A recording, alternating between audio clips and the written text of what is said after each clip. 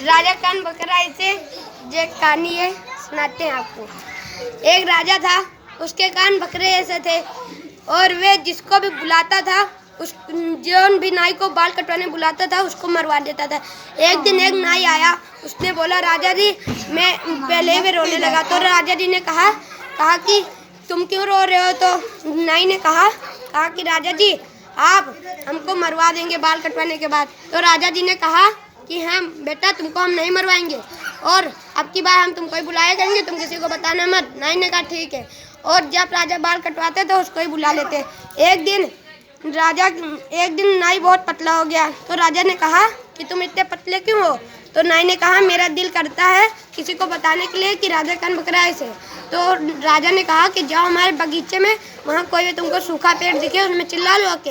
तो नाई गया, सूखा पेड़ एक था, उसमें बोला कि राजा कान बकरा ऐसे। तो वही एक वहाँ तभी एक आगे ढोलक मंजीरा बनाने वाले, तो उन्होंने कहा कि राजा जी हमको ढोलक मंजीरा के लिए एक लकड़ी चाहिए पेड़ की सूखी। तो कहा कि जाओ हमारे बगीचे में तुम तोड़ ले लो आके।